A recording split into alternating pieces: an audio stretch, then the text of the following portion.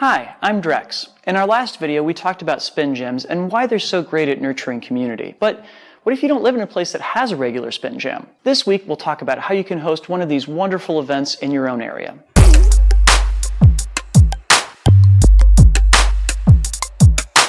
When hosting a spin jam, your first and biggest consideration has to be where and when. You'll need a large area that can hold a lot of people without them getting too much in each other's way.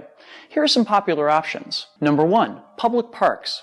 They're usually easy to get to and have lots of open space. More often than not, using them is free, so hosting a spin jam won't hit you in the pocketbook. The downsides are, you're at the mercy of the elements.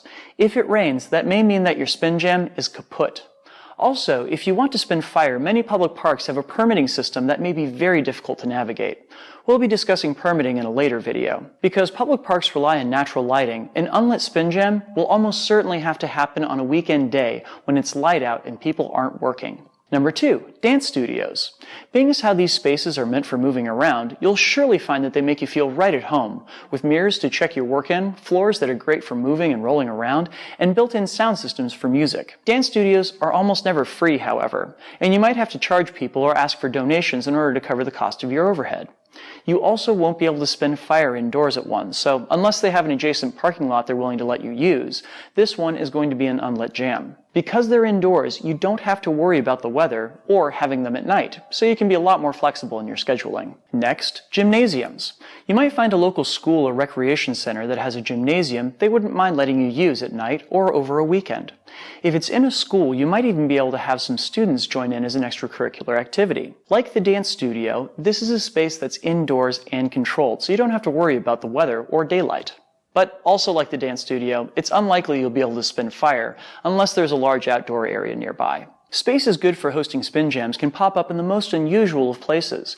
In many cities, you can find buildings that include subsidized artist housing that have spaces conducive to a spin jam. You might find a local business that has a parking lot or an outdoor plaza that would be the perfect place to host a fire spin jam. Get creative, meet people, have conversations, see what options you can dig up. Now that you've got a place to host your spin jam, when should you host it? Monthly or weekly spin jams get people into a regular schedule and encourage drop-in participation due to their consistency. Hosting a spin jam on a weeknight can be a great way for people to come unwind after a long day of work, but they can also result in long commutes and potentially many scheduling conflicts. Hosting a spin jam on a weekend day can offer fewer scheduling conflicts, but also might be up against family time or time for running errands. There's no one right answer on this. Usually the best practice is to work the spin jam around your own schedule. After all, if you're the host, it should be catering to your time and availability. Now that you've got a place and you've got a time, how do you get people to come? If you already know a few artists in your area, it's easy enough to just reach out to them and ask them to attend. Other options include posting an event to Facebook or Meetup. You can also advertise locally by posting flyers in local coffee shops, yoga studios, and other public places. One of the greatest ways that you can advertise yourself? Go to a public place that gets a lot of foot traffic with extra props and start spinning. People are bound to ask you what you're doing. Have them try the props out and invite them to come join you.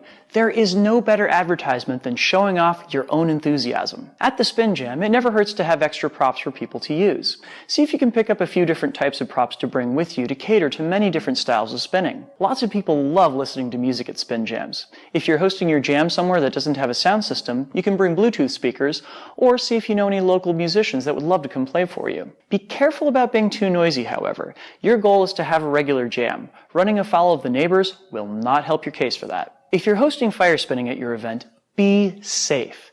Make sure that you have the permission of the local authorities and a full safety setup that includes a sealable fuel depot, multiple safety blankets, and fire extinguishers. Also, brush up on proper safety protocols by watching the fire safety program from Flow Arts Institute.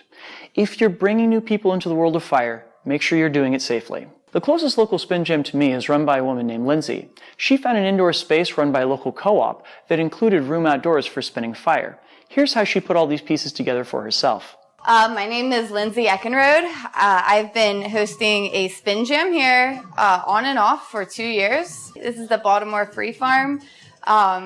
This place has been around for many, many years. I wanted to better my own props as well as I wanted to meet other people in my community who also wanted to do the same thing and really just bring the Flow family together. First time I came here was in 2010 for the for the zombie prom. They have a zombie prom here every February around Valentine's Day. The music that's been brought here, people have brought drums here. People have brought all different kinds of props, and just seeing the variety of character and people too here has been really interesting and something to look forward to every week. We put it on the calendar here. There's a calendar right when you walk in the front door, and we use Facebook as a social media network. After a while, it was just like people knew about it, so just every Monday, come on out, and we kept on going after that. So now it's just word of mouth these days, but yeah. Above all else, have fun. Spin Jams are meant to be a place where people come together and forge friendships. Starting one up will bound to be a huge boon to developing your local community. Do you host a Spin Jam? What are some of your best practices? Let me know down in the comment section. Until next time, thanks for watching and enjoy the flow. Peace. Hey gang, if you are watching this video, it is because of the wonderful contributions of these folks on Patreon that have signed up to support me every month and support my mission to create flow arts educational videos and resources for people all across the world.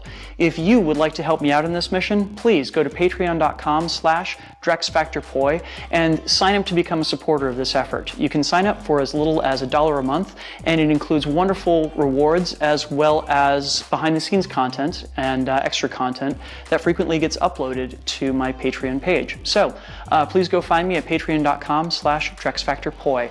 And for those of you guys who are already signed up, thank you for supporting my work.